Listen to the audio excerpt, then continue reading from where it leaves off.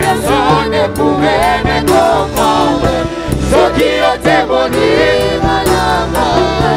La maladie a frappé à ma porte.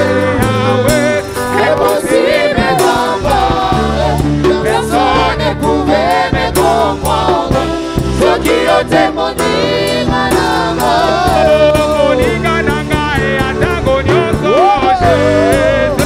Mon meilleur ami.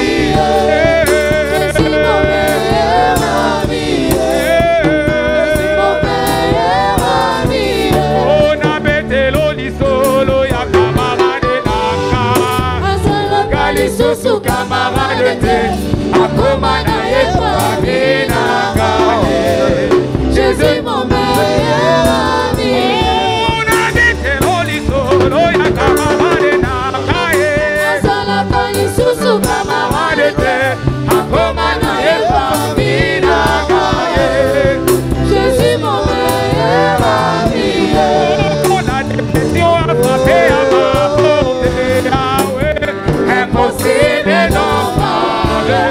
Personne ne pouvait me comprendre. Ce qui a témoigné, madame. Oh, la pauvreté a frappé à ma porte. Impossible d'en parler. Personne ne pouvait me comprendre. Ce qui a témoigné, madame.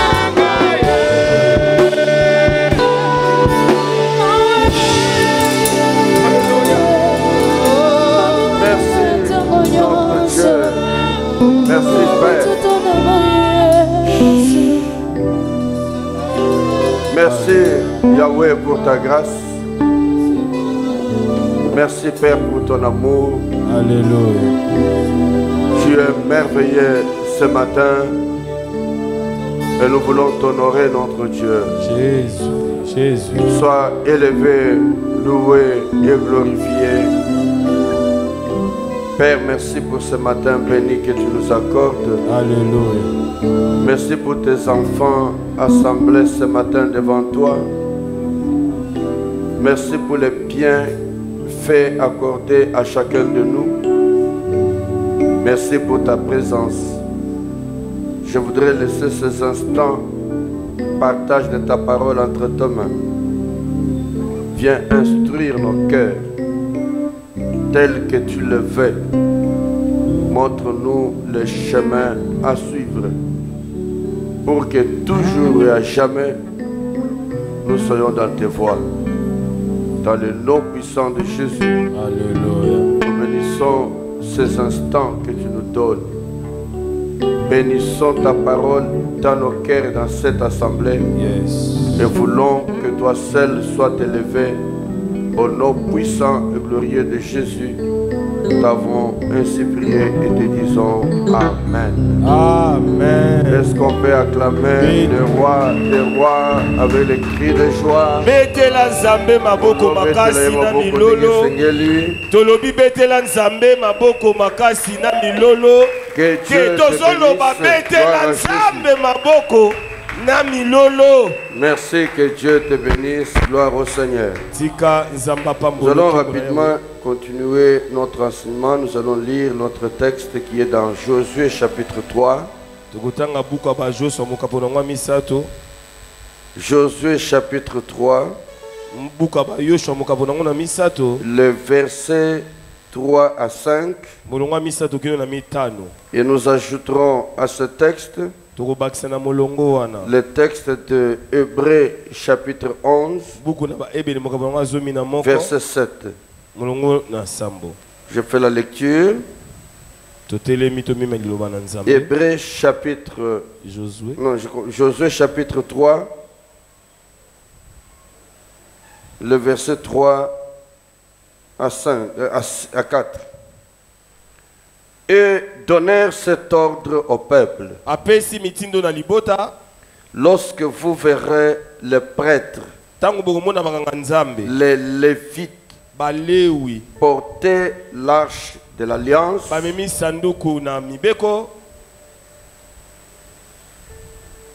de l'Éternel votre Dieu, ya Yahweh Nzambe na bino, vous partirez de l'endroit où vous êtes et vous la suivrez. Vous la suivrez.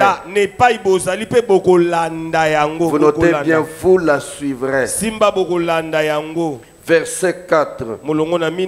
Mais il y aura entre vous et elle une distance d'environ 1 kilomètre. N'en approchez pas. Notez ce qui suit. Elle vous montrera le chemin que vous devez suivre, car vous n'êtes pas encore passé par ce chemin. Je répète, elle vous montrera le chemin que vous devez suivre, car vous n'êtes pas encore passé par ce chemin. Hébreux chapitre 11 verset 7. C'est par la foi que Noé, divinement averti de choses qu'on ne voyait pas encore, et saisi d'une crainte respectueuse, construit une arche pour sauver sa famille. C'est par elle qu'il condamna le monde et devint héritier de la justice qui s'obtient par la foi. Dans ce texte, je veux que nous retenions quelques éléments importants. Noé avertit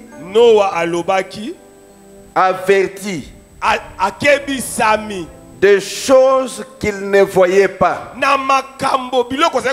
Retenez bien, averti des choses. Mais veuillez vous asseoir, on acclame la parole de Dieu. Veuillez vous asseoir. Je suis déjà en train de faire les commentaires sur les textes. Que Dieu vous bénisse. Amen. Je disais que dans ce texte, je vais relever certaines choses. La première chose, averti des choses qu'on ne voyait pas encore.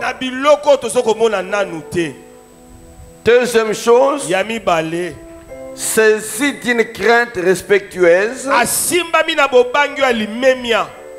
Troisième chose, il condamna le monde et devint héritier par la justice de Dieu. Est-ce que tu peux dire Amen à la parole de Dieu? Amen. Je poursuis notre compréhension de la parole de Dieu. Et ce matin, j'aimerais qu'encore une fois, nous comprenions que chaque jour qui passe, tu as un défi à relever. Tu as un pari à gagner.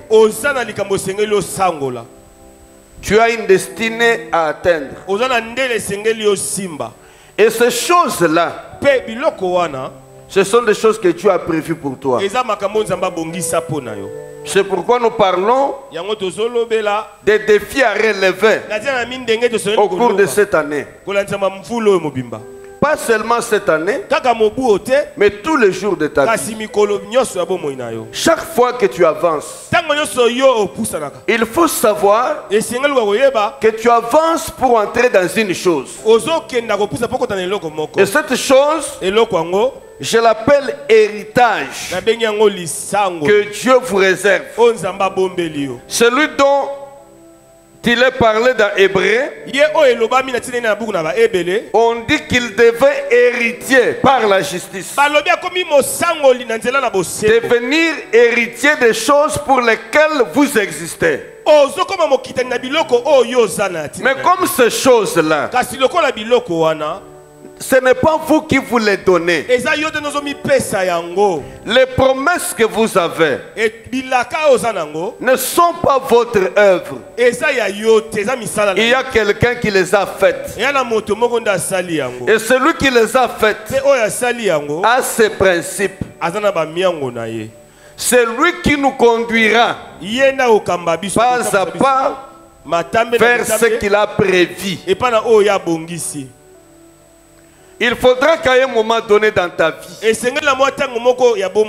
tu saches que tu as une marche vers un lieu. Et qu'il faut que tu arrives à destination. Que tu ne tombes pas en mi-chemin. Que tu ne perdes pas ce que Dieu t'a donné. Mais que tu vives l'intégralité des jours que Dieu t'a donné. La plénitude des grâces que Dieu t'a donné. La plénitude des merveilles de Dieu. Ces choses-là, parce qu'elles sont l'œuvre de Dieu, elles dépendent de Dieu lui-même. C'est en cela que nous découvrons dans le texte de Josué. Il dit ceci. C'est un ordre qui est donné. L'ordre est de suivre l'arche. Ce n'est pas être avant l'arche. Je sais que chacun de nous a des projets de la vie. Mais ma question ce matin, dans tous nos programmes, dans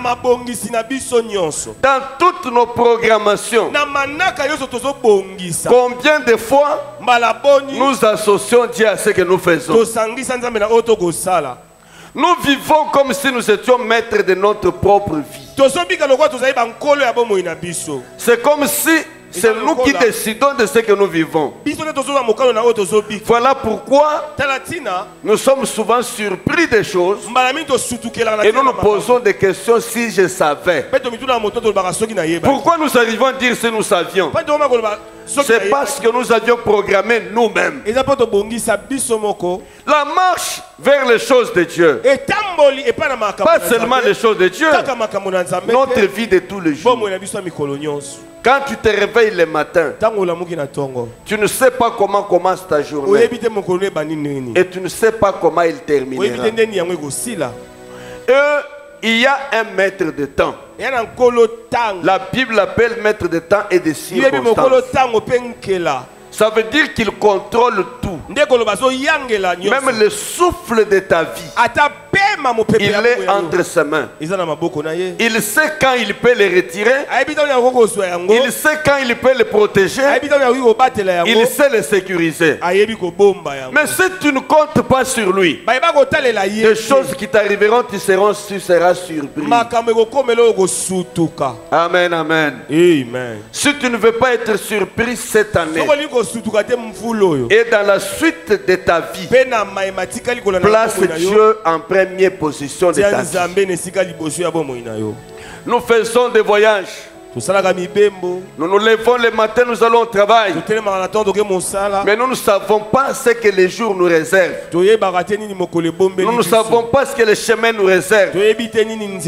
Voilà pourquoi il faut suivre celui qui connaît les chemins. Et il dit, c'est Josué qui dit, quand vous verrez l'arche devant vous, vous vous mettrez en chemin et vous suivrez l'arche. Et j'ai dit que l'arche, c'est la préfiguration de notre Seigneur Jésus-Christ, qui est la base de notre alliance avec le Seigneur. Nous qui étions errants, nous vivions à notre manière, perdus dans la voie que nous suivions. Mais il nous a rachetés, nous a ramenés auprès de lui. Si tu veux avancer et réussir, malgré ton intelligence, il y a des choses qui te surprendront. Mais parfois tu es déjà passé à ces choses. La main de Dieu t'a protégé. Ne crois pas que c'est par ton intelligence, ni par ta capacité ou ton expérience. Il y a des gens qui pensent que tout ce qu'ils font, c'est en fonction de leur sagesse, de leur technicité ou de leur intelligence. L'intelligence de l'homme est stérile si la main de Dieu ne la conduit pas. Amen. Je voudrais te dire ce matin, les choses dans lesquelles tu es passé, si tu vis encore jusqu'à ce matin, ce n'est pas parce que tu as une expérience. Parce que les choses dans lesquelles tu entres, c'est des choses pour lesquelles tu n'as aucune expérience. Que dit-il aux enfants d'Israël? Elle vous montrera le chemin parce que la vérité, c'est que le chemin que vous prendrez, vous ne l'avez pas encore pris un jour dans votre vie. Ça signifie un chemin qu'on n'a jamais suivi. On ne le connaît pas. Quand je sors avec le véhicule le matin, il m'arrive des fois à la recherche des adresses. Je prends des avenues que je n'ai jamais empruntées. Et je suis souvent surpris que je peux tomber dans des trous. Tout simplement parce que c'est la première fois que je prends l'avenir. Il peut y avoir des flaques d'eau. Sans le savoir, je m'engage et je me retrouve parfois noyé dans les trous. Mais les routes que je connais, comme quand je venais ce matin, j'ai pris des routes que je connais. Même quand je sais qu'il y a de l'eau devant, je sais que cette eau ne me submergera pas parce que je les connais. Ça, c'est l'expérience. J'ai l'expérience des routes que j'emprunte. Mais il y a des choses dans lesquelles l'expérience ne compte pas. La connaissance ne compte pas. La sagesse ne compte pas. Parce que je ne connais pas la route. C'est ça que Dieu nous réserve. Et c'est comme ça qu'il dit aux enfants d'Israël: dans votre marche, suivez l'arche. Pourquoi suivre l'arche? Je dis que l'arche, c'est le modèle de notre Seigneur. Ça veut dire placer Dieu devant et en tête de tout. Quand je me lève le matin, je sais, Seigneur, que c'est une nouvelle journée que tu me donnes. Comme la Bible dit, c'est ici la journée que l'Éternel a faite. Est-ce que vous comprenez bien? La journée que l'Éternel a faite. Pas que toi tu as fait. Parce que tu ne l'as pas faite. Tu ne connais pas la suite de la journée. Le seul qui connaît la suite, c'est Dieu qui l'a faite. Nous sommes ensemble. Parce que ce Dieu qui l'a fait, il en connaît aussi l'aboutissement. Il est le commencement et la fin d'une chose. Il est le début et l'aboutissement. Tu veux aller jusqu'au bout de ta vie, expérimenter des moments bénis de ta vie. Suis celui qui a fait les jours. Suis celui qui connaît les chemins. Suis celui qui connaît la route. C'est celui-là qui vous orientera. J'insiste sur le fait que la Bible dit: elle vous montrera les chemins que vous devez suivre. Maintenant, ma question: quel est le chemin que vous suivez? Le chemin de votre cœur ou le chemin que le Seigneur vous montre? Le chemin de votre expérience ou le chemin que Dieu vous conduit? Le chemin de votre connaissance ou le chemin que vous créez? Et je me suis posé la question: pourquoi placer l'arche en tête? Nous répondons ici parce que c'est elle qui connaît les chemins, qui connaît les directions de nos vies. Si tu veux aller pas à pas vers la conquête, regarde à celui qui connaît les chemins du lieu, du territoire qu'il vous a donné. Il dit: allez à la conquête. Il dit: levez-vous. Dans 3 jours vous entrerez. Mais il relate que pour y arriver, il y a un chemin. Ce chemin, il y a quelqu'un qui le connaît. Généralement, toutes les choses que nous avons rencontrées dans la vie, des surprises désagréables que nous avons connues, c'est tout simplement parce que nous n'avons pas donné notre attention à Dieu. Il arrive des moments que des gens rencontrent des accidents dans la route. Mais il arrive aussi des moments quand vous êtes consacré au Seigneur et que vous marchez avec Dieu, Dieu veut vous prévenir qu'il y a un accident sur cette route, prenez l'autre direction. Cela m'arrive souvent. Je sors comme ça, je suis même déjà parti. Je sens qu'il faut revenir. Quand je reviens, j'apprends que la route que je prenais, il y a un problème. Qu'est-ce qui a fait que je ne suis pas passé là? Il y a eu quelqu'un qui conduisait mes pas. Et la Bible l'appelle les bons bergers. Il dit qu'il connaît, il nous conduit vers les eaux paisibles. Il conduit nos pas. Laisse qu'il conduise tes pas. Mais pour qu'il conduise tes pas, il faut que tu lui donnes la place principale de la vie. Nous avions dit le jeudi qu'il doit être devant. D'abord, parce que en tant que Seigneur, Jésus-Christ est la porte qui s'ouvre sur notre héritage. Nous en avons parlé en long et en large. Je ne veux pas rentrer là-dessus. Le deuxième élément. Pourquoi doit-il être en tête? Tout simplement parce que en tant que Seigneur, Christ nous conduit vers les sentiers inconnus. Les sentiers inconnus.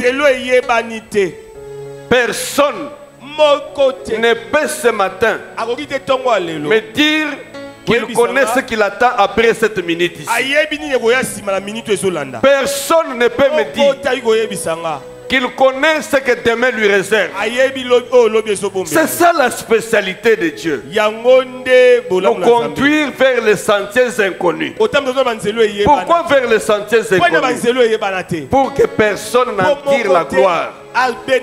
Et que l'on sache que si c'est arrivé ainsi, il n'y a que quelqu'un dont la main est au-dessus de tout qui contrôle. Que personne ne prenne la gloire dans ta vie. Et personne ne te dise qu'il connaît ce qui t'arrive demain. Même les prophéties ne sont que parce que Dieu l'a dit. Dieu dit à Abraham, quitte ton pays, la maison de ton père, va dans un autre pays que je te donne. Mais ce pays-là, il ne nous montre pas le chemin. Mais il dit tout simplement, je te montrerai. Pourquoi il n'indique pas avant? Parce qu'il veut que tu comptes sur lui. Amen, amen.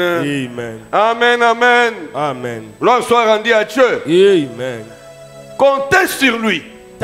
C'est l'exercice de l'obéissance et la soumission à Dieu. Si tu ne te soumets pas à Dieu, tu ne peux pas compter sur le Seigneur. Si nous prions, c'est parce que nous savons que notre vie dépend de celui qui a le contrôle. Celui qui ne prie pas Dieu, qui ne confie pas son sort à Dieu, il se prend pour Dieu. Est-ce que vous me comprenez bien? Chaque fois que tu crois que tu peux tout par toi-même, c'est que tu te vois Dieu. Oh, Dieu ne partage pas la gloire avec quelqu'un d'autre. S'il ne peut pas partager la gloire avec quelqu'un, même toi, en tant qu'individu, Dieu ne partagera pas sa gloire avec toi. Il faut que tu arrives à un moment où tu dois comprendre que je dois lui confier ma vie. Est-ce que quelqu'un est avec moi? Amen. Il dit quitte la maison de ton père. Moi je te conduis dans un autre pays. Et ce pays-là, c'est moi qui le connais. Amen, amen. Amen. Je peux mettre à défi quiconque ce matin que tu ne connais pas ce qui t'attend cet après-midi. Je te mets à défi. Mais je te dis qu'il y a quelqu'un qui connaît. Amen. C'est pourquoi il faut que tu lui places la place. Il nous conduit vers les sentiers inconnus. Prenez l'exemple de Joseph. Joseph passe d'une vie où il vivait, d'une société normale, et tranquille, faire une vie tumultueuse. Dans cette vie tumultueuse, si Joseph a survécu jusqu'à arriver au trône, c'est parce qu'il y avait la main de Dieu qui le conduisait. Les chemins inconnus. Amen, amen. Je suis en train de te dire, les chemins qui mènent vers ta destinée, le chemin de ton héritage, c'est un chemin que tu ne connais pas. Mais aussi que personne dans ta vie ne connaît. Même tes parents. Ils ne savent pas ce qui t'arrivera demain. Parce que la Bible dit, même la femme enceinte qui porte un enfant dans son sein, il ne connaît pas comment se forment les os dans son ventre. Si elle ne connaît pas comment se forment les os dans son ventre, crois-tu que tu le connais mieux que Dieu et ne pas confier ton sort en Dieu? C'est considérer que tu es le Dieu de toi-même. Oh, c'est Dieu qui contrôle tout. C'est pourquoi Dieu à Israël, les pays je les connais. Tu peux connaître le nom du pays, connaître la promesse. Dieu t'a parlé. Mais depuis tous les jours, tu cherches l'accomplissement de cette promesse.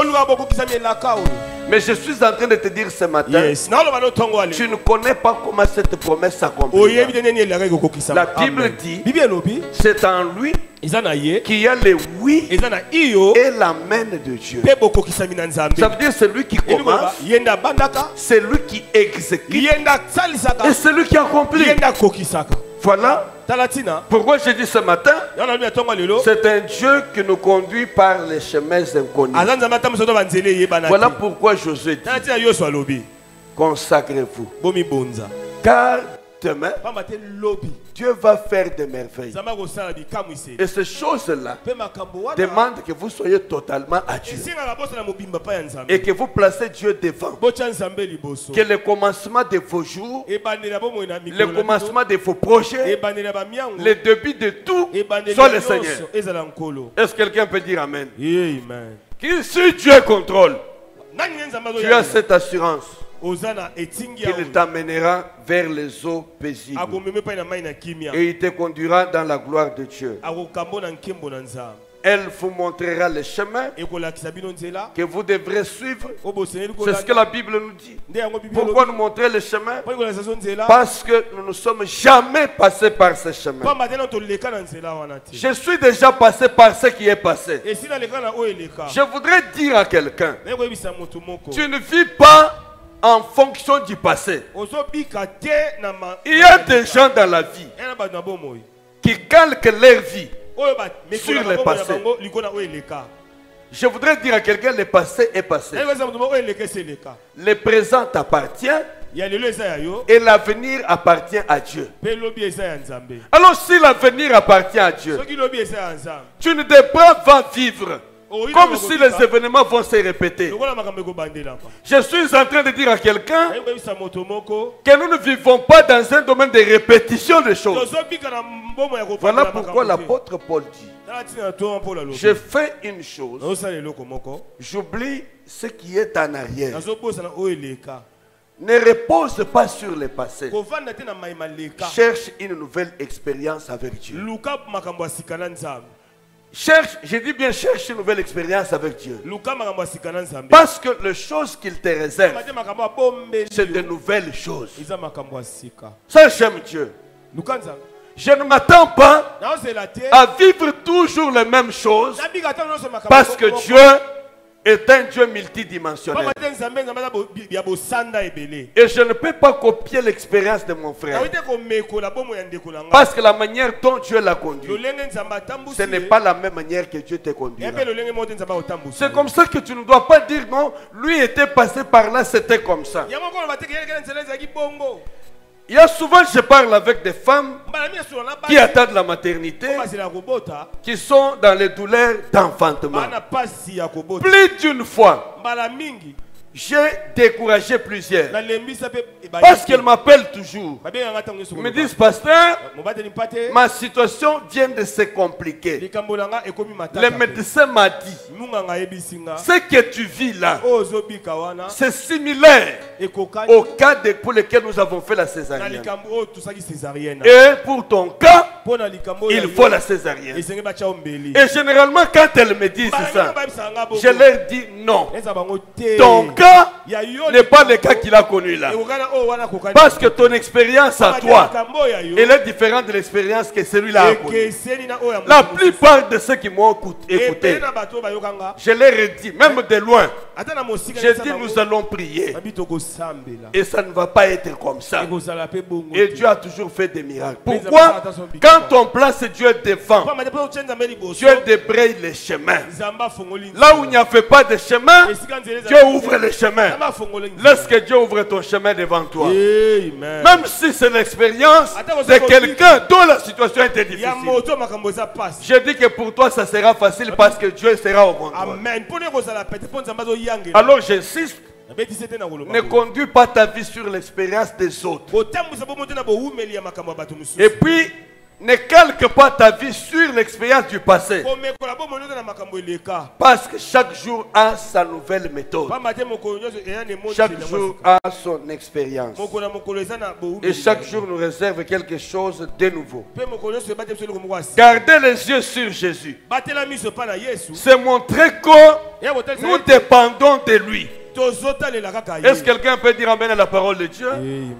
C'est-à-dire si je dois marcher avec les regards sur quelqu'un, c'est une preuve que je dépends de lui. Est-ce que quelqu'un est d'accord avec moi ce matin? Donc, en conséquence, si je dépends de lui, je dois compter sur lui. Pas sur mes capacités, mais sur ses capacités. Gardez les yeux sur Jésus. C'est également montrer que nous plaçons notre attention sur lui. Et que même lorsque nous rencontrerons des obstacles, il nous fera surmonter ces obstacles. Parce qu'il est Dieu qui nous fait passer par des situations tumultueuses. Est-ce que quelqu'un peut dire amen à la parole de Dieu? Amen. Si Dieu avait montré à Abraham le chemin, les lieux de sa destination, il aurait fixé son attention sur les lieux que sur Dieu. Est-ce que tu m'as bien compris? Très bien. Tu m'as bien compris? Amen. Si je te dis ce matin que Papa Ben, il y a une Jeep pour toi qui se trouve dans ma parcelle. Tu vas chercher que je t'indique le chemin? Parce que tu connais la parcelle. Tu vas faire de mieux possible. C'est-à-dire ton attention ne sera pas fixée sur moi qui te donne. L'attention sera fixée sur la chose que tu as. C'est comme ça que Dieu, voulant conduire Abraham, il lui dit, j'ai un pays que je te donne. Mais pour y arriver, moi je connais les chemins. C'est pour que dans la marche, Abraham compte sur celui qui indique les chemins. Parce qu'aujourd'hui, nous avons comme l'impression que beaucoup de chrétiens ou d'enfants de Dieu, ils ont plus leur attention sur les biens que sur celui qui donne les biens. Voilà pourquoi Dieu dit, suivez l'arche, ayez le regard sur l'arche. je ne sais quoi. J'ai une promesse. J'ai autant de choses que Dieu me réserve. Mais je ne connais pas comment j'y arrive. Les chemins, il les contrôle, il garde le monopole. Pourquoi il garde le monopole? Pour que tu comptes sur lui. Amen, amen. Est-ce que quelqu'un peut compter sur le Seigneur ce matin? C'est pour que tu comptes sur lui. Sinon, on va dévancer nanga. Mais il faut 10 personnes le pang. Yo, avant gana comme le couteau sur yango. Au couteau sur c'est déjà au clé n'a pas au clé. Mais et pourtant, il faut aller pas à pas. Pourquoi pas à pas? Pourquoi regarder sur le Seigneur? Parce que c'est lui qui connaît les temps et il connaît les moments. Voilà pourquoi les gens ont précipité les choses. Tu vois quand Dieu a dit à Abraham que je vais te donner un fils. Tellement que Sarah, l'attention était sur l'enfant. Il n'a pas demandé à Dieu, le fils viendra comment? Amen, amen. L'attention est sur les biens. Si tu cours vers les biens, tu vas perdre le chemin qui conduit vers les biens. C'est comme ça que Sarah, il vient dire à Abraham, mais la vérité, Dieu nous a promis un fils. Non? Mais moi je suis stérile. Mais Dieu peut avoir les mêmes fils, mais par la servante.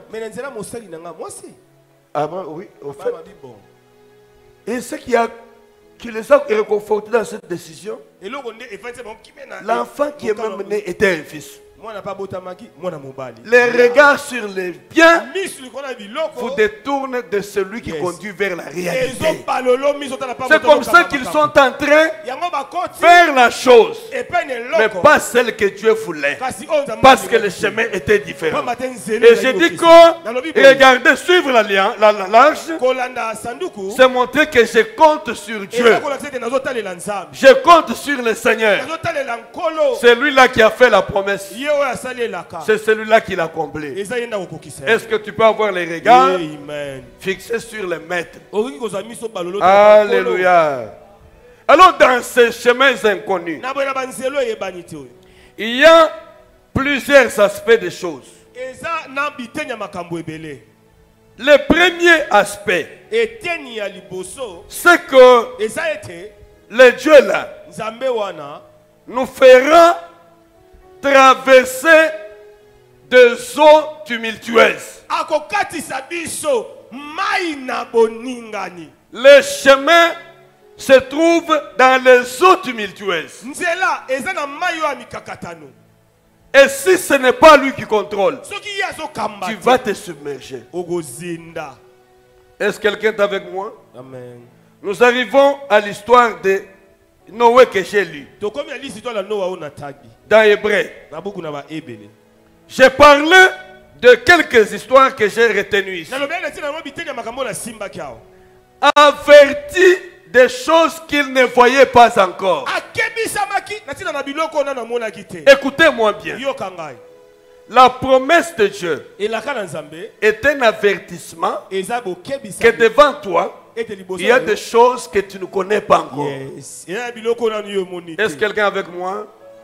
La prophétie est un avertissement qu'il y a devant toi des choses que tu ne vois pas encore. Et lorsqu'on est averti, on devrait tourner les regards vers celui qui avertit.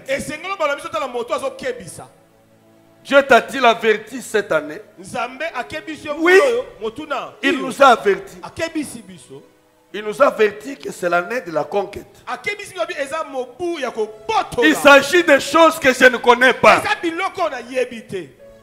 Voilà pourquoi je n'ai pas à me réveiller le matin, me comporter comme si j'étais le maître de ces choses. Je risque de fomenter les choses. Je risque de créer le chemin. Les choses qu'ils ne voyaient pas encore. Et lorsque vous êtes avertis de choses que vous ne voyez pas encore, à cause de la foi, vous devrez être saisis par une crainte respectueuse.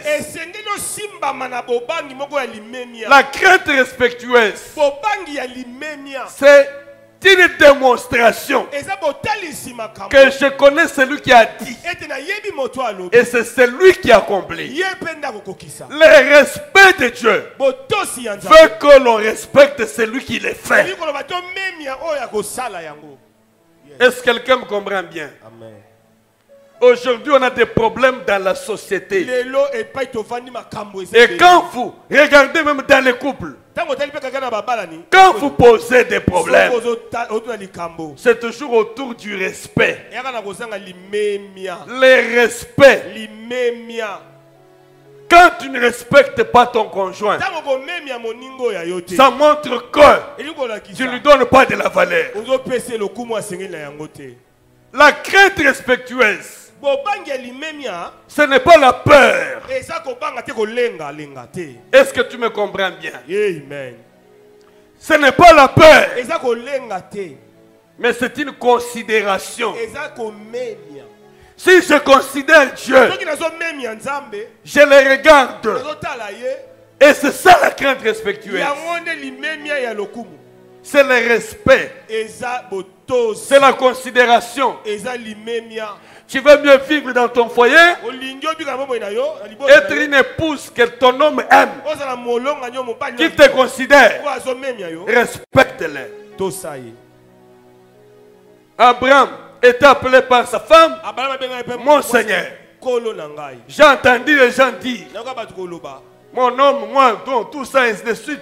Mais je voudrais dire que ton homme, c'est ton Seigneur. C'est pourquoi tu dois le respecter. Je ne parle pas du Seigneur dans le sens du Seigneur Jésus-Christ, mais je parle du maître, du chef de famille, de celui qui conduit. Tu veux être heureux, sois armé de ce sentiment-là, du respect, de la crainte. Ce n'est pas seulement l'homme qui doit être respecté, mais aussi la femme dans le foyer mérite cette crainte respectueuse, pas la peur. Comme je dis souvent, si on ne fait pas de mauvaises choses, ce n'est pas parce qu'on a peur, mais parce qu'on craint Dieu. La crainte de Dieu démontre que c'est lui qui est le maître de tout. La crainte respectueuse, c'est la considération que j'ai de Dieu. Comment je considère Dieu? Si je considère Dieu, je lui donne la première place. Je le respecte. Je lui confie mon sort. Je lui présente ma situation afin que lui seul conduise mes pas. Je dis averti de choses qu'il ne voyait pas encore. Je voudrais dire à quelqu'un que devant toi, il y a des choses qui te reviennent, mais que tu ne vois pas encore. Mais pour que tu vois ces choses, il faut être saisi de la crainte respectueuse. La crainte respectueuse te pousse à compter sur celui qui t'a promis ces choses. Et ensuite, il parle de la construction de l'arche. Il dit, il condamna le monde et devint héritier de ces choses-là. Qu'est-ce que signifie condamner le monde? Ça veut dire que le monde ne l'a pas emporté sur lui. Le monde ne l'a pas englouti. Généralement. Si nous avons des soucis dans notre relation avec Dieu, c'est à cause du monde qui nous entoure. Amen. Il n'est aucun homme qui peut dire que si il n'a pas honoré ce que Dieu a dit, ce n'est pas God du monde qui l'entoure. Le monde vous propose autant de choses. Il vous propose sa gloire. Il vous propose toutes ces choses.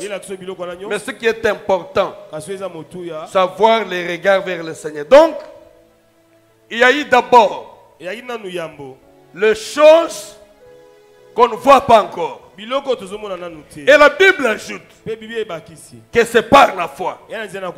Noé n'avait donc aucune idée de ce qui était sur le point d'arriver.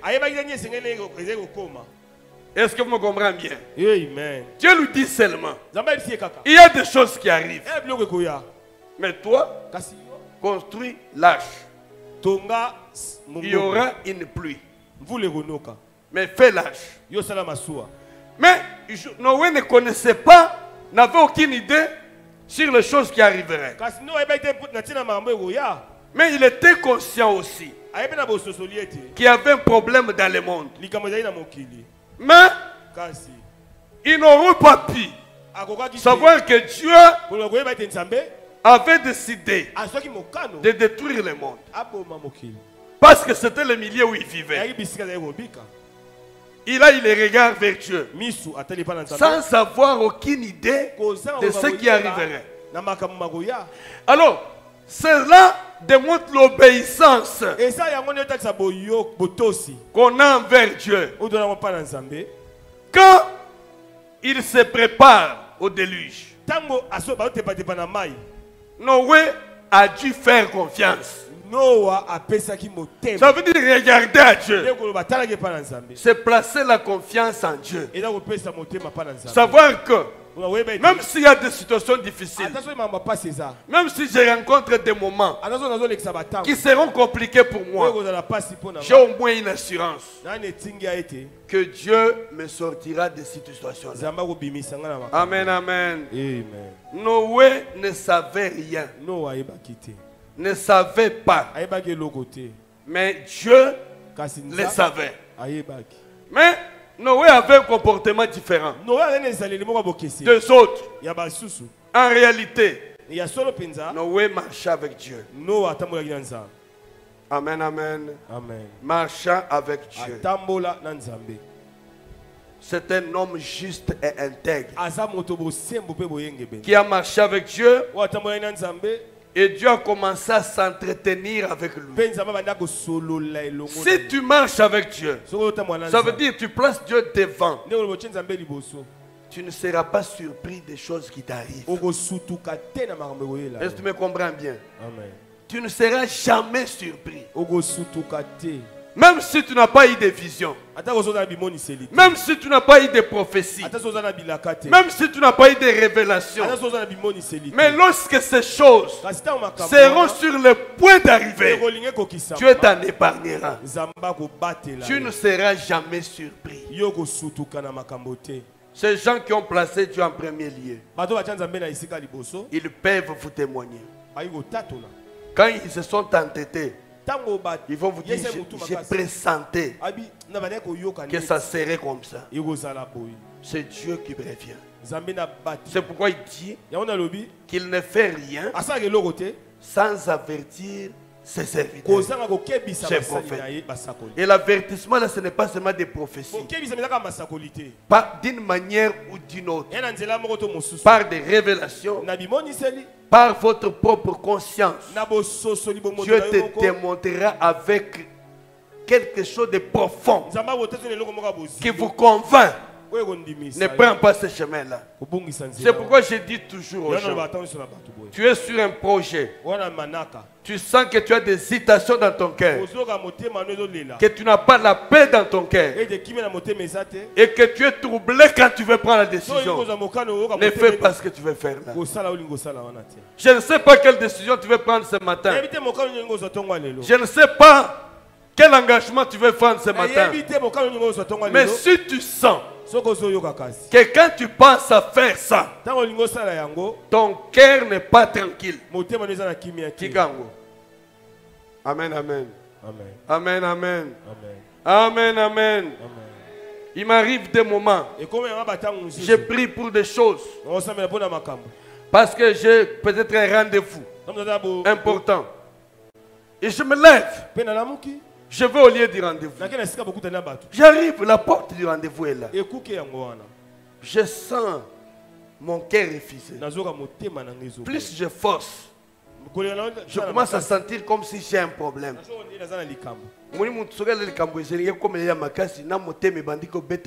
Palpitation, tout ça. Je m'arrête, mais je ne suis pas malade. Je ne suis pas malade. Pourquoi mon cœur n'est plus tranquille? Quand ton cœur n'est plus tranquille là, c'est une voix de Dieu qui te dit arrête. Amen, amen. Arrête, n'avance plus. Parfois je m'arrête. Il y a des fois j'écoute, je rentre. Mais il y a des fois quand je n'écoute pas, que j'avance, je vais déranger même tout ce qu'il y avait de meilleur. Parce qu'à cause de la désobéissance, tu peux perdre même ce que tu avais déjà. Alors écoute Dieu. Place Dieu devant. Noé marchait avec Dieu. La marche avec Dieu a déterminé la suite des choses. Amen, amen. Amen, amen. Est-ce que tu veux acclamer le Seigneur? Gloire soit rendue à Dieu. Il y a quelque chose qui me vient à l'esprit. Je vais quand même en donner témoignage. Il y a un jour, quelque chose dont les conséquences font qu'on a dépensé plus que ce qu'on dépensait avant. Je me suis mis tout simplement le matin, je me réveille. Nous avons un abonnement téléphonique avec une compagnie donnée, pas ici. Alors, je trouve qu'il y a eu une erreur commise dans la chose. Je me suis levé. Je dis à ma femme le matin, je vais,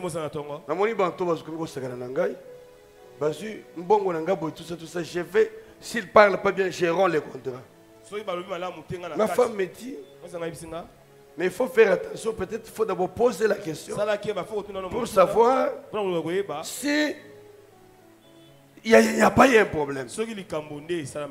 Moi, je suis parti en colère. Je sais que ce jour-là, je n'ai même pas cherché à consulter Dieu. J'étais tellement fâché. Et le monsieur m'expliquait des choses, je n'ai pas voulu écouter. J'ai appelé ma femme. Je lui ai dit, je change de réseau. Elle m'a conseillé, non, il ne faut pas aller vite. Sois calme. Moi, tellement que j'étais énervé, je n'ai pas voulu écouter. Je suis allé. Je suis allé dans une autre compagnie. J'ai demandé comment on a changé. Mais depuis les jours que j'ai changé, il y a eu des conséquences graves. Les dépenses, même la chose pour laquelle j'avais quitté là-bas était rien. Vous allez vous commencer à vous réveiller le matin. Dans un mois, on vous coupe l'argent 2-3 fois.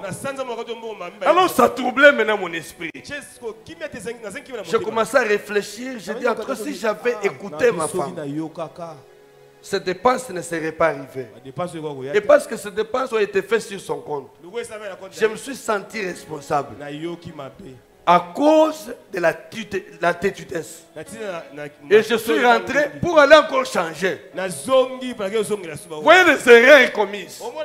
Parce qu'on a été vite parti en besogne, on commet des erreurs et on revient sur les mêmes choses. Et là, je lui ai dit, écoutez, c'est ma faute. Allons maintenant tous.